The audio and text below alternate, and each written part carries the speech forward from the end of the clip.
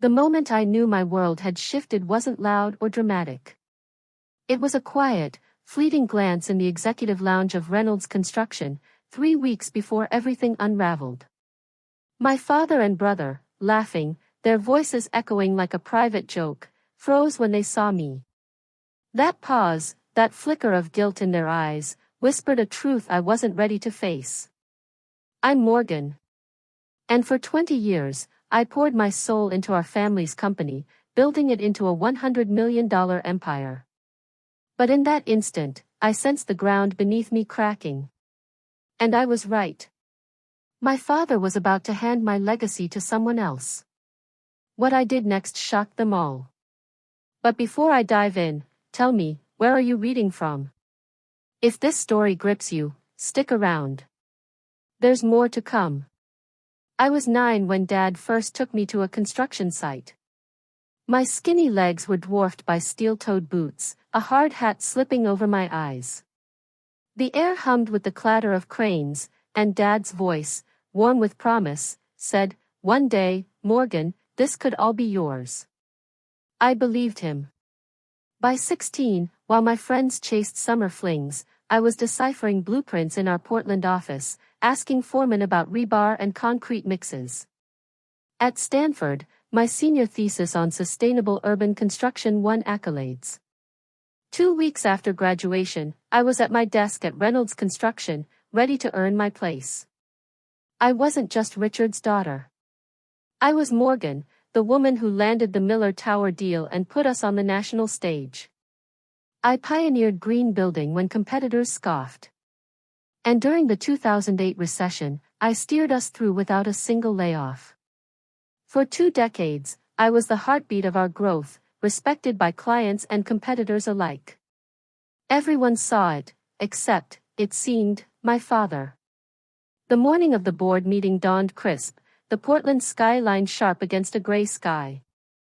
I arrived at our downtown headquarters at 6:30 a.m., the quiet hours my sanctuary for reviewing quarterly projections and polishing my presentation.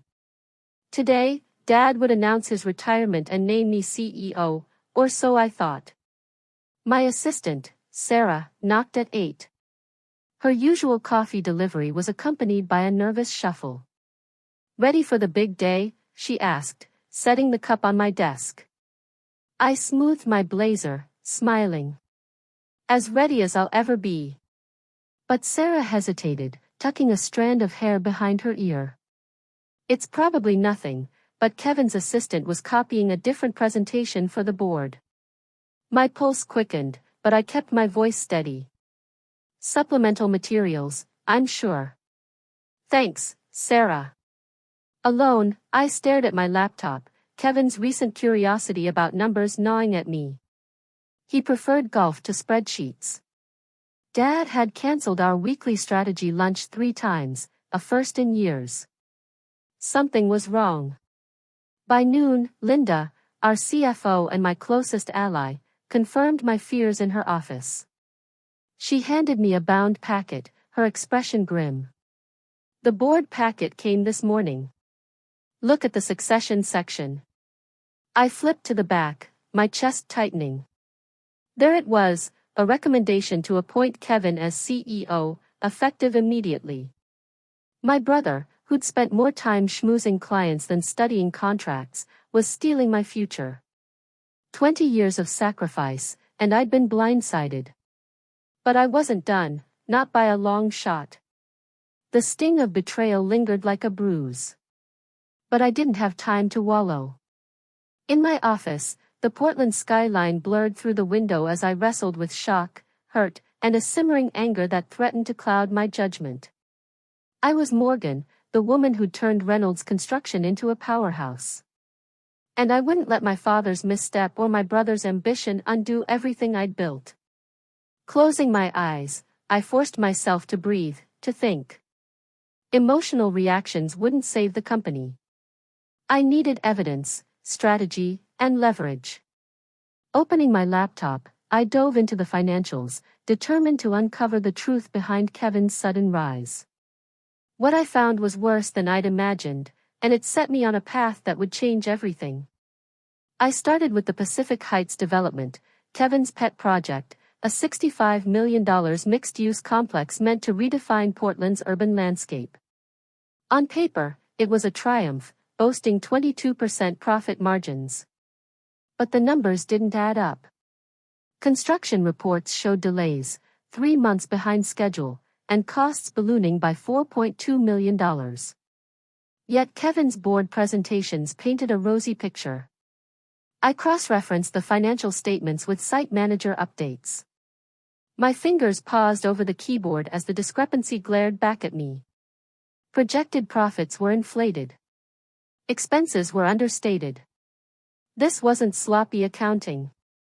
It was deliberate manipulation. Kevin was cooking the books, presenting fiction to the board and investors.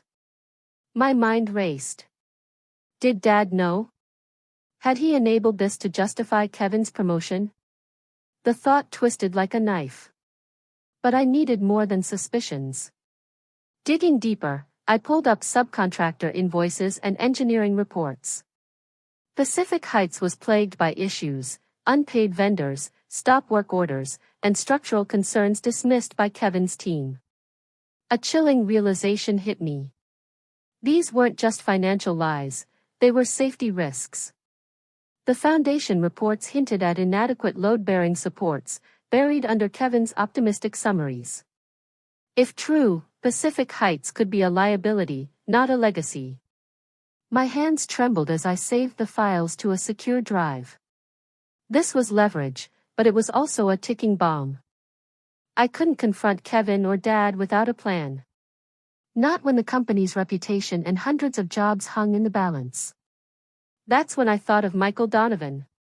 For years, his investment firm, Donovan Capital Partners, had circled Reynolds Construction, drawn to our growth but wary of the family dynamics. I'd rebuffed his offers, loyal to our independence. But now, loyalty felt like a luxury I couldn't afford. I found his card on my desk, the embossed letters glinting under the lamplight. My call caught him off guard. "Morgan, this is unexpected," he said, his voice smooth but curious. "I've been reconsidering your interest in Reynolds," I replied, keeping my tone even despite the storm inside. "Lunch tomorrow. Riverside Grill. 10. A pause. "Then I'll be there." Hanging up, I felt the weight of my decision. This wasn't just a meeting. It was a declaration. I was stepping into a game where the stakes were the company I'd built, and the family I'd trusted. As I left the office, the Portland rain misted my coat. The city's pulse was steady despite my turmoil. Tomorrow, I'd face Donovan with a proposal that could save Reynolds, or tear it apart. But doing nothing wasn't an option. Kevin's deception threatened everything I'd worked for. And I was ready to fight. Not as Richard's daughter, but as Morgan, the leader who'd earned her place. The truth was my weapon, and I was just beginning to wield it. The boardroom's mahogany table gleamed under fluorescent lights, a stage set for a betrayal I could no longer deny. As I entered, the air thickened with anticipation, every glance a silent question about my reaction. I'd spent the morning steeling myself, my resolve hardened by the evidence of Kevin's deception in the Pacific Heights project. Today, Dad would make his announcement, and I would face the truth head-on. But this wasn't just about losing a title. It was about protecting the company I'd shaped for 2 decades. The silence as I took a seat at the table's far end was deafening. And I knew, whatever happened next, I wouldn't bow out quietly. Dad stood at the head of the table, his voice steady with the authority of 40 years in business. "Thank you all for being here," he began, scanning the room. "It's time for me to step down as CEO." He paused. And I felt every eye shift toward me, expecting the inevitable. Reynolds Construction needs a bold new vision. Someone to bring fresh ideas. The words hung heavy. I nearly scoffed. Kevin, with his borrowed plans and golf course charm, was no visionary. That's why I've chosen Kevin as CEO, effective immediately. The room froze. A collective breath held. Kevin rose, buttoning his suit jacket with a practiced smile. I'm honored, Dad. I won't let you down. I kept my face neutral, a mask forged by sheer will, even as fury burned within. Executives who'd seen my leadership firsthand nodded to Kevin. Some avoided my gaze. Others offered fleeting sympathy. Dad finally looked at me. Morgan will remain COO. Supporting Kevin's transition. Supporting Kevin. After building our empire, I was to be his crutch. The meeting adjourned in a blur of congratulations and awkward glances. Linda, our CFO, caught my eye, her expression a mix of outrage and solidarity. I gave her a subtle nod. This wasn't over. As the room emptied, I approached Dad, who busied himself with papers, perhaps hoping to dodge me. We need to talk, I said, my voice low but unyielding. He sighed, his shoulders sagging. Not now, Morgan.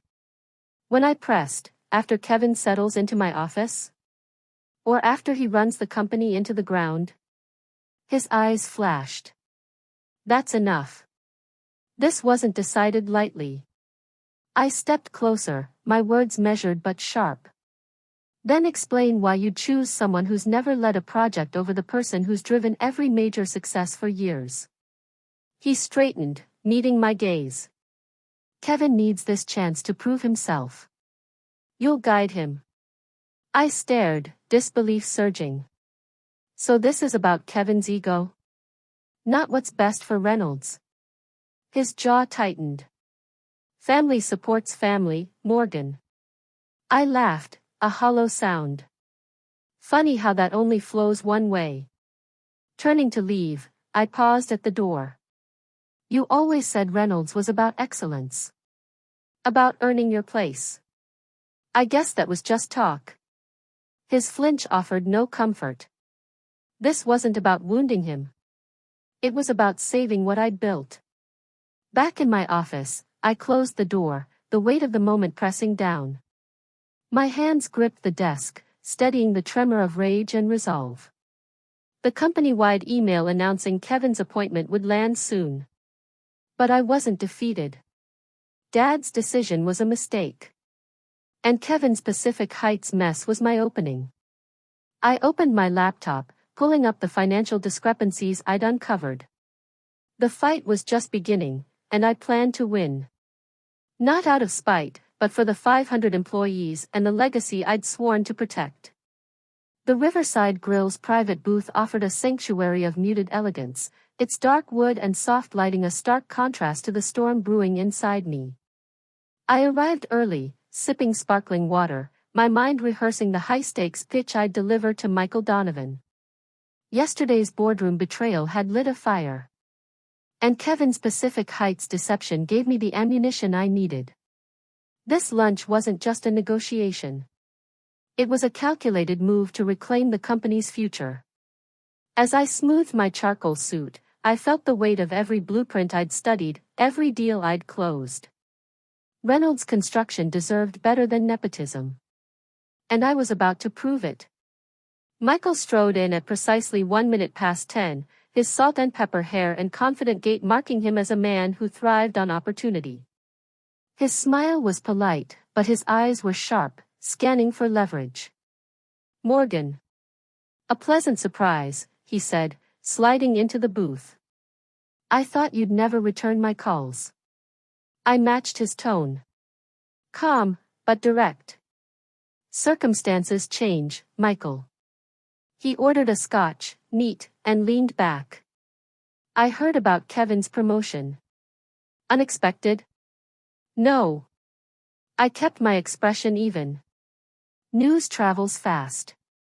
Producing a single-page financial summary, I slid it across the table.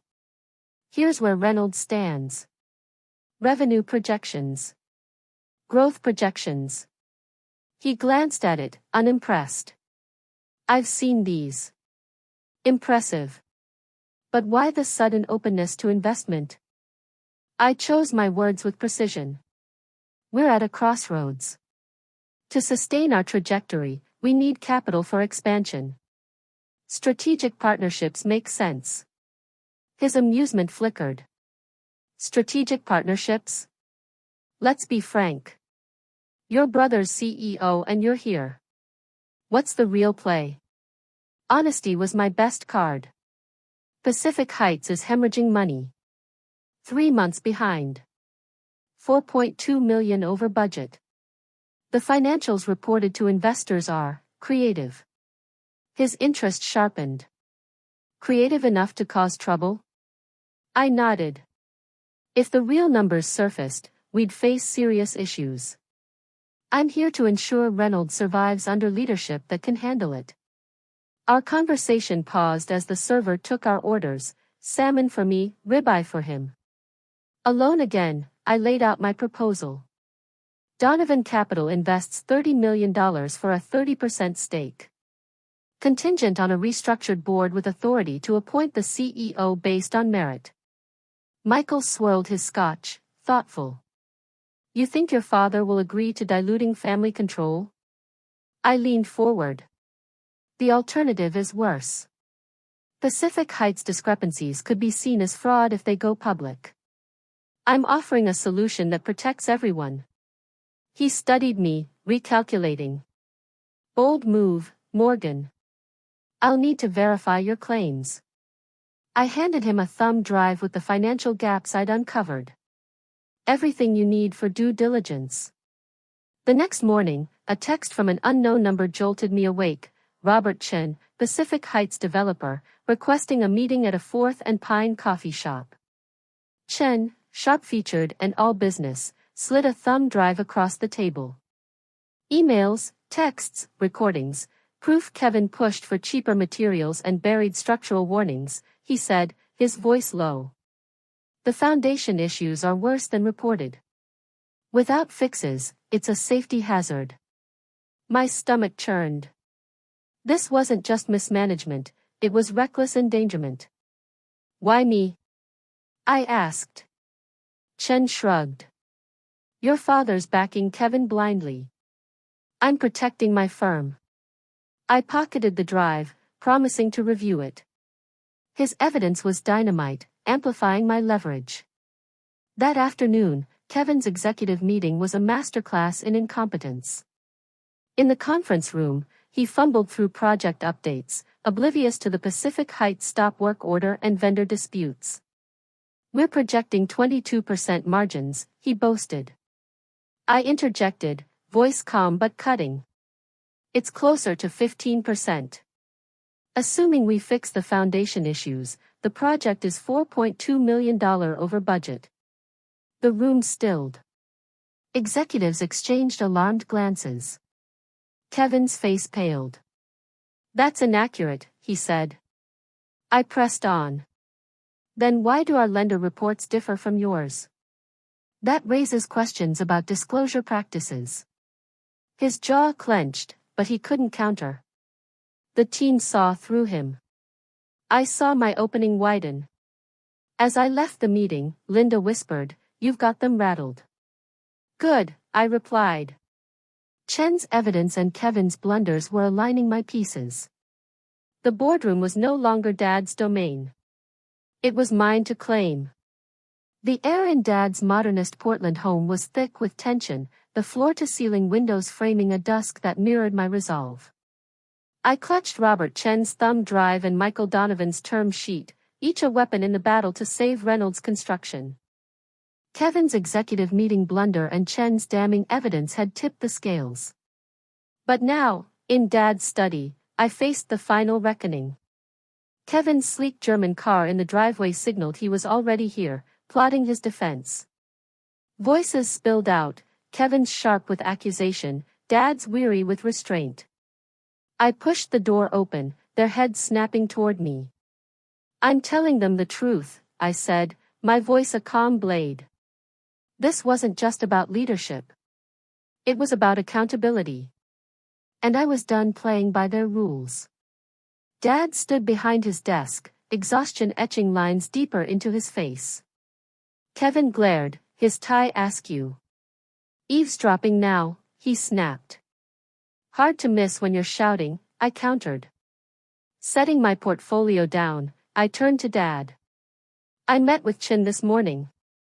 He provided proof of Kevin's orders to skimp on Pacific Heights structural supports and falsify reports. I placed the thumb drive on the desk, its weight belying its power. Emails, texts, recordings, all showing Kevin's reckless calls. Kevin lunged forward. That's a lie. Chen's covering his failures. I held his gaze. Shall we play the recording where you tell the finance team to massage the numbers? His face paled. Dad's frown deepened. What's this about, Morgan? I kept my tone factual. Kevin directed cost-cutting that compromised safety, then hid the truth from investors. It's fraud, Dad. And it endangers lives. Dad sank into his chair, gesturing for the drive as he scrolled through the evidence. Kevin paced, his excuses crumbling. I was protecting the project, he insisted. Dad's voice was flat. You lied to me. To the board. I slid the term sheet forward. Donovan Capital offers $30 million for a 30% stake, to fix Pacific Heights and fund growth. But it requires a board that appoints the CEO on merit, not family ties. Kevin scoffed. A coup to steal my job. It's about saving the company you're destroying, I snapped back. Before Dad could respond, my phone buzzed, a text from Linda. Channel 8 sniffing Pacific Heights issues. Leak source unknown. My heart raced. There's more, I told them. The media is on to Pacific Heights structural flaws. And inspectors are coming. Kevin's eyes widened, guilt flickering. Dad rubbed his temples. You didn't leak this? The question stung, but I shook my head. I want solutions, not scandals. He studied the term sheet, then me. This dilutes our control. Better than bankruptcy or lawsuits, I said. After a long silence, he nodded. I'll sign. But I want amendments, a right to buy back Donovan's stake. Kevin on the board. And a formal succession plan. I agreed, relief mingling with weariness. Kevin stormed out, muttering about fixing things. Hours later, Michael called. Kevin's at Sullivan Development offering his 15% shares to block our deal. Fury surged, but I was ready. In our office, I huddled with our legal team. Confirm our right of first refusal. Restructure Donovan's deal, I instructed. Same $30 million, smaller stake, use the difference to buy Kevin out. By evening, Kevin strode into the conference room, tossing Sullivan's offer on the table. They'll pay 15% above market, he declared. I slid our buyout papers across. We'll match it. You're out. His bravado faltered. You can't afford this. We can, I said, detailing the adjusted deal. Defeated, he demanded conditions, a press release framing his exit as a choice, health insurance for a year, and our Aspen home. Dad nodded, voice firm. Sign, Kevin. It's final. Kevin scrawled his name, his shoulders slumping. Don't ruin it, Morgan. I met his gaze. I won't. Later, in Dad's garden, the Japanese maple glowed crimson. I was wrong, he said softly. Kevin's not the leader, you are. Your mother saw it. Your vision. Your steel. His words mended something raw. Will you back me? I asked. He squeezed my shoulder. It's yours to lead. As we walked back, a text from Linda warned of inspectors' findings. The fight wasn't over, but I had the reins now. 2 weeks later, I stood in Reynolds Construction's lobby, the hum of anticipation from our staff grounding me. The board's unanimous vote had made me CEO, a title I'd earned through battle. Addressing the crowd, I spoke with quiet conviction. We've faced trials, but they've forged our strength. Pacific Heights will be rebuilt, right, with new management and transparency. Donovan Capital's partnership fuels our push into sustainable construction. And our new board ensures merit drives decisions. I paused, addressing whispers. Kevin's pursuing new paths, with our support. Change is growth. Applause rose. Dad's nod from the front row carried a respect I'd long craved, not as his daughter, but as his equal. That evening, in my new office, the Portland skyline sparkled against the dusk. Dad arrived, 2 glasses and a bottle of single malt scotch in hand. A toast, he said, pouring. Your mother always said you'd build something extraordinary. We clinked glasses, the amber liquid catching the light. To leading, wiser than I did, he added. I smiled. The moment sealed a shift, not just in title, but in how we saw each other. Dad's quiet exit left behind a respect newly born and hard-won. He hadn't passed a torch. I had taken it, fire still burning. Updated Pacific Heights plans lay spread across my desk like battle maps. I traced the outlines of restructured timelines and revised safety protocols, each line a rebuttal to the chaos Kevin had sown. The city outside my office window shimmered in twilight, its skyline a silhouette of legacy. These were buildings born of our sweat, our vision, our name, and now, my future. Yet even as the city stood firm, I knew the foundation beneath Reynolds was still settling. Pacific Heights had become our litmus test, not only of construction integrity, but of leadership, ethics, and resilience. Inspectors would arrive in days. Their findings could either vindicate our new direction or drown us in litigation. And then there was Donovan. While Michael had been a thoughtful ally so far, $30 million came with sharp teeth. He'd want metrics, influence, and a seat at the strategy table. I didn't fear accountability. But I also knew the fine line between partnership and encroachment. We'd need each other, but on equal footing. Still, my greatest relief came from what was no longer on the battlefield, family politics. Kevin had been the storm in every room. Now, there was clarity. Not ease, but clarity. I had a board aligned with excellence, not nepotism. A team that trusted my lead, not my last name. And for the first time in years, I had silence.